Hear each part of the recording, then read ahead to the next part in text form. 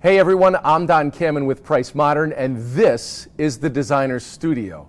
And we're back in our nation's capital at Hayworth's beautiful downtown Washington, D.C. showroom. And today we are privileged to have a great guest with Stantec design principal Pablo Quintana. Thank you so much for joining us. We're glad you're here. Very glad to be here too. So you are fourth generation designer.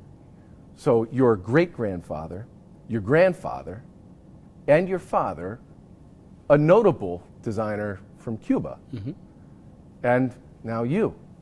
So I'm curious, when you grow up in that environment, do you find that there is pressure to join that profession, or were you inspired by everything you experienced as a child and you were kind of jumping into it? I didn't notice the pressure until I was an architect, right? So the idea, my father was a very skilled architect and apparently a very skilled manipulator. And I mean that in the nicest way possible, right? I was surrounded by architecture when I grew up, and every book in my house was about architecture or art. The people that came in and out of the house were architects or artists or designers. Musicians, everybody was in the know about what was going on. And I was just sort of casually observing, but I think in hindsight, there was a plan there, you know, and if the plan was to, some people might call it an indoctrination, I would call it maybe an education in the arts, the plan worked, right? I didn't feel the pressure to become an architect. I felt the pressure after I became an architect to be as good as those that I saw walking in the house every day, and I saw and my father and all of his cohorts, right? So no pressure initially, or no pressure to be one, but pressure to be great after. And third of four children. Yes. And same kind of expectation on everyone, or not expectation, but same exposure for all of your siblings? Equally, yes. Yep. And there were those who, from the very beginning, had no business in it, or were very clearly not interested in it. Right. I think my older brother, one of my older brothers, who's a landscape architect, Jorge, took to it. He also took to everything else my father did. He was also a race car driver. My father was. My brother was as well. So he was every bit my father. And then I took to the artistic part, right? I really liked the vibe of being an architect, the sort of the look and feel of everybody that I was watching, you know, parading around. It was very exciting, very different. It was definitely counterculture. It reminds me, you said musician. I mean, it reminds me of sort of this Haight-Ashbury, like this 60s vibe of people hanging out with like-minded people, really in that culture of art. It was a bit more conservative, I would say. Right, sure, right. In a sense. But yes, but the idea of this community of artists. Sculptors, furniture designers, architects. And you're there. And you're actually, I mean, again, all this is, I look back on, right? At the moment, I wasn't maybe not realizing exactly what I was experiencing, right? It was more of a, you're there and you're just kind of going with it. As I look back on it, I realized, oh my God. So I saw Rolando Lopez de Irube, you know, sculpt wonderful things out of, you know, giant pieces of wood in front of me, right? And these pieces are in the Museum of Modern Art today. And I saw them being made. I didn't think two things about it. You know, but it influences you. Well, it seeped into me. It's imprinted. In a way that there was never a doubt in my mind I wanted to be a part of that environment. Yeah. Ever. Like from very early on. My favorite book, my father had probably in the neighborhood of 5,000 books in the house. Every inch of my house had a book on it. Floor, wall, ceiling, you name it. You open drawers, books came out. There was my favorite book I remember as a little kid, and I'm talking like 6, 7, 8 years old, was a giant volume on the Bauhaus, because I loved the print. It was black and white. It was this huge side cover with Bauhaus, and I'm like, what is Bauhaus? I probably didn't call it that. I probably called it Bauhaus or something, because, you know, I spoke in Spanish at the time. And I opened the book, and it was this marvelous kind of image book of, all the things that they made there. And I'm like, wow, where is this place? What is this about? All that, right? It was, I certainly had I was certainly inclined for it, right? I whatever it was, genetically or otherwise, I had an inclination towards it, and it worked. And so you say the pressure really began when you became an architect. Your father, a base building architect, you start as a base building architect, but then you transition to interiors. And Yes. so if the pressure began, yeah, so how is that a tough transition? Is it tough between you and your father? Is it a tough transition as a designer? It no, in one word, no. Both no. Not tough as a Both designer? no. Both no. Both no.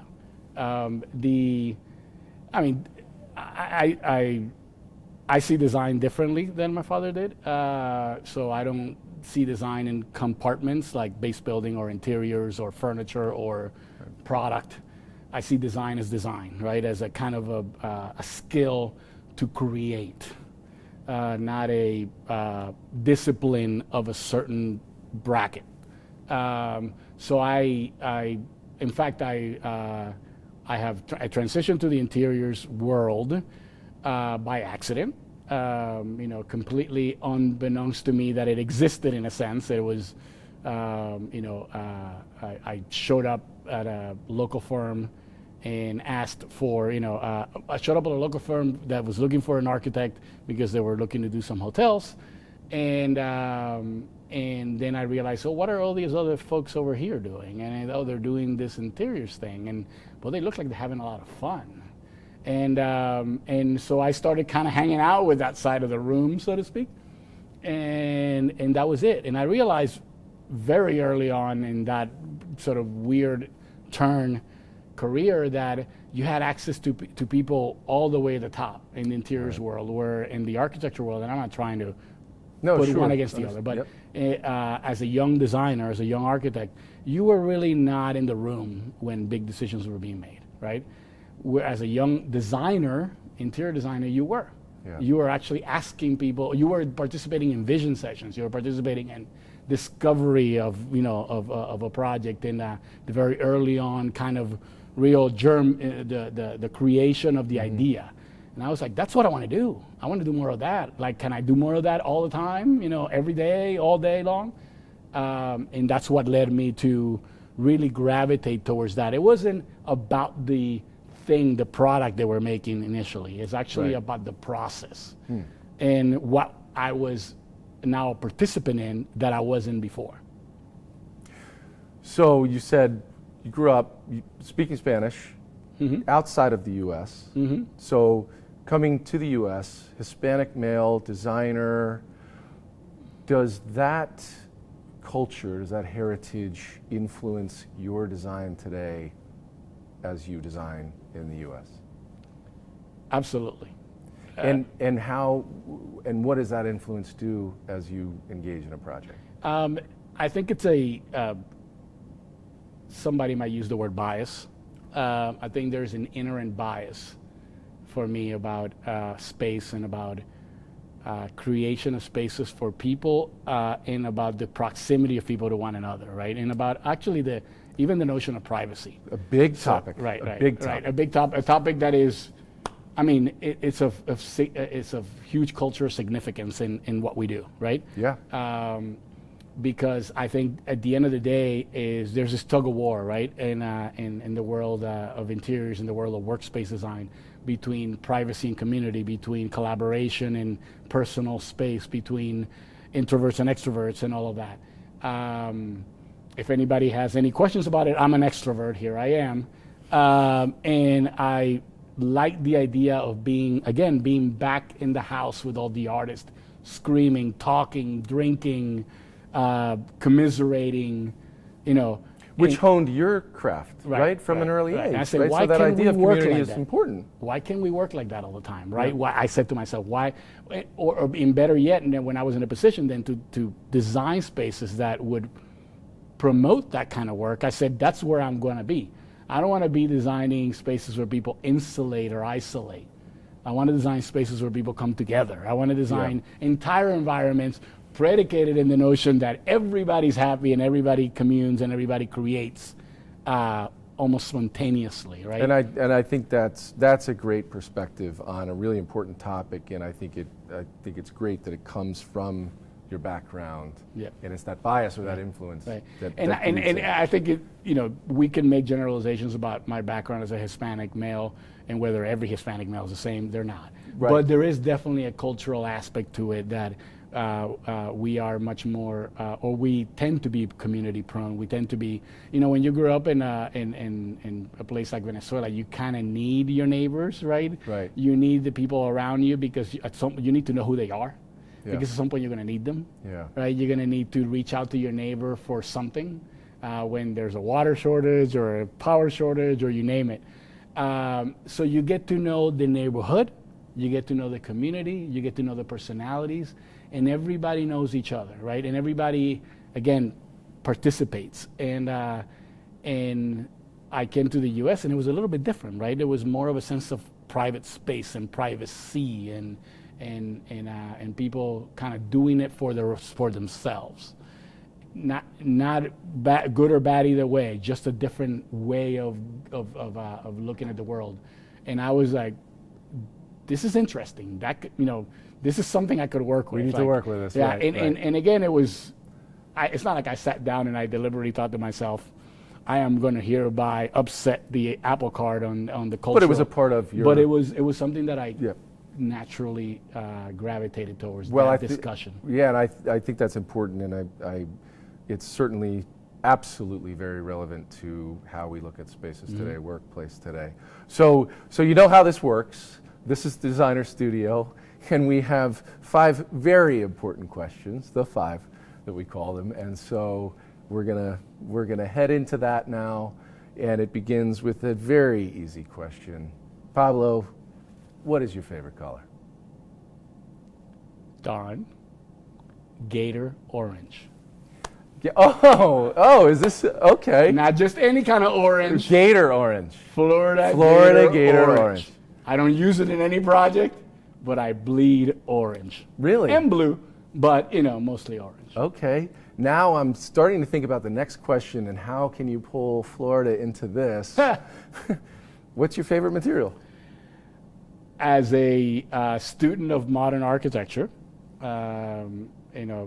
concrete is by far my favorite material. Again, not a material I get to use on a daily basis in the interiors world. Right. It's really more of a building material, not an interiors material. Although more interior now than ever before, probably, right? But I grew up marveling at like Corbusier's work at Frank Lloyd Wright's Guggenheim Museum and the form making. And then Zaha did Vitra Fire Station, which is like, just a revelation of what you can do with concrete. The way that they took that material and made it into something that didn't even resemble concrete anymore. Yeah. So concrete. Well, it was such a utilitarian material early on, and then became it's this expressive ugly, material. gray, hard. Right. And they made it look like something could almost lift off from the ground. Yeah. Yeah. Okay. So, interesting question for you. I've been thinking about how you will respond to this. Your greatest design influence, who is it? It's like it's a softball coming at I me. know. It's my father. Yeah. It's sure. and it's not about the work, although his work was absolutely amazing. It's about what he taught me about the cultural significance of architecture, and about the human side of the profession, right? The idea that we as architects can actually change the world. And that's, you can read that in the books, but I lived it. It's a powerful message and true, right? Design can change. Yeah, it does. The world. It does. Yeah. And so, what is also I'm wondering, what is your favorite or what is the piece of architecture or the example of architecture or interior design that you like the most or inspires you the most? I spent one glorious day, almost an entire day, at Notre Dame Cathedral by Le Corbusier in Ronchamp, outside of Paris. Is his, I believe, greatest piece of work, opus. Yeah. And I spent the day there because it was in the middle of winter and the place was closed. And we didn't know that when we were on the way there, me and my friend, traveling as young architects, kind of seeing the world. And we knocked on the front door, and eventually one of the priests came out and said, it's closed. And we're like, we begged, pleaded, probably showed him some money, he didn't take it. But he let us in. And we were the only ones there. And Wow. the next train wasn't coming back till 5 p.m. And we had the entire place to ourselves for basically about 6 hours. Stunning. And we slept in the niches on the big thick wall. We we gave mass. We were not supposed to. We run around the yard in the snow. It was snow covered, by the way, which is no picture I've ever seen of it had snow on the ground. And again, concrete taken to a place it almost doesn't even seem real. Inside and out. Inside and out, and light everywhere, and light through little holes and through big holes, and it's magic.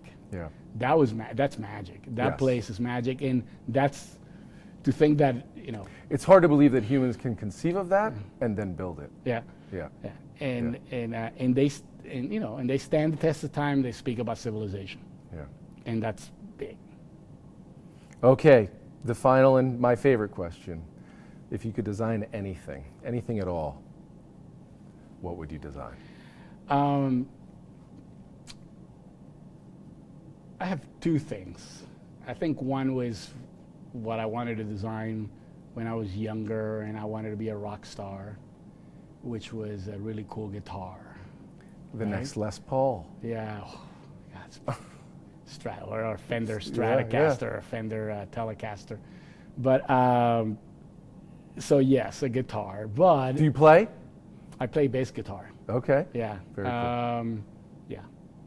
Coolest instrument. Yes, it is. And Yes, it is. it's the backbone of the band. It is. Anyways, however, I have to say that when I was designing the headquarters for Volkswagen Group of America in Reston, I stood across the table from David Giannakopoulos, who is still to this day the chief lawyer for the company, for the group.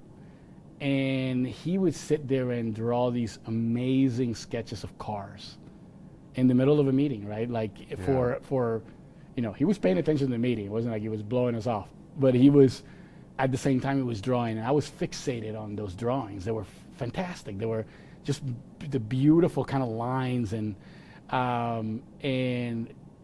so I would like to design a car too.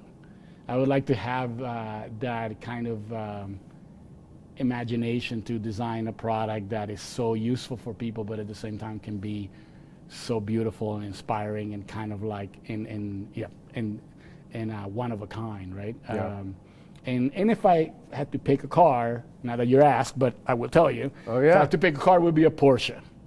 Designed for Porsche. Yeah, designed for Porsche, because my father raced Porsches, Yeah. and I would design his Porsche.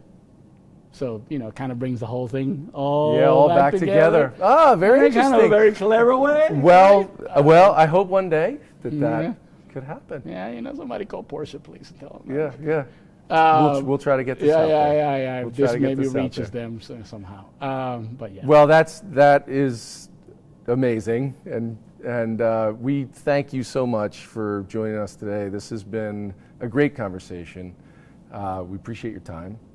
And if you want to engage Pablo on your next project, please go to stantec.com. Of course, for Price Modern, pricemodern.com. Subscribe to our YouTube channel, and we hope you enjoyed this episode and enjoy all the other episodes and the future episodes. Thank you so much for joining us. Thank you, Pablo. We'll see you next time on the Designer Studio.